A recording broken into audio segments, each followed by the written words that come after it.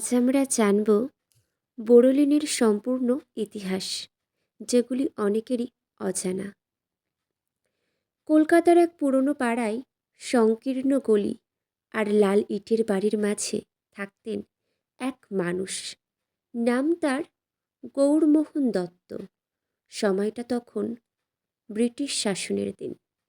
দেশের বাজার ভরে আছে বিদেশি জিনিসে। ভারতীয়দের নিজস্ব তৈরি কিছু ব্যবহার করার সুযোগ খুবই কম ছিল।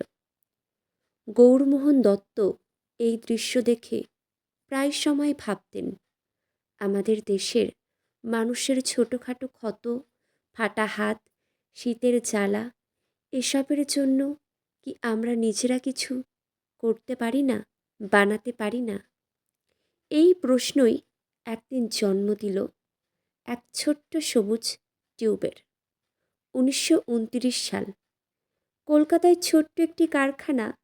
দিনের পর দিন পরীক্ষা নিরীক্ষা চলতে লাগলো।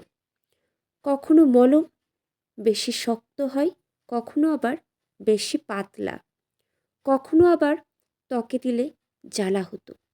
কিন্তু গৌরমোহন দত্ত একেবারেই হাল ছাড়লেন না।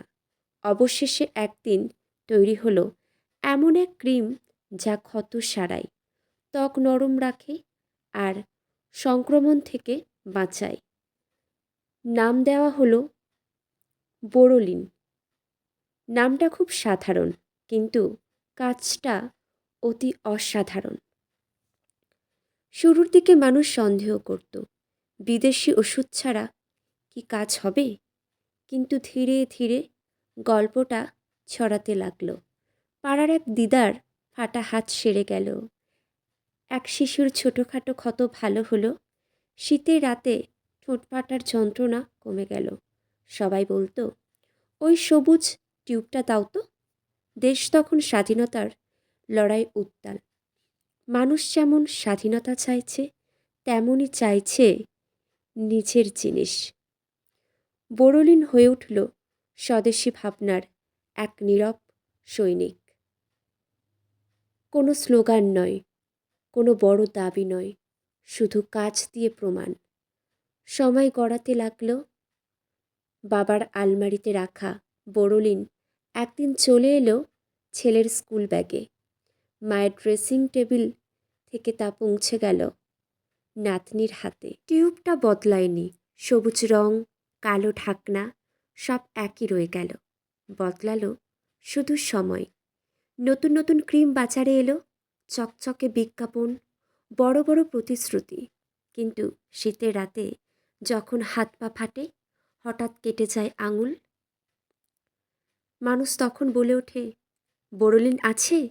আজ প্রায় 100 বছর পেরিয়ে গেছে। গৌরমোহন দত্ত আর নেই, কিন্তু তার ভাবনা রয়ে গেছে প্রতিটি সবুজ টিউবে। বোরোলিন আজ আর শুধু একটি ক্রিম নয়, এক স্মৃতি, এক বিশ্বাস, এক প্রজন্ম থেকে আর এক প্রজন্মে বয়ে চলা এক গল্প।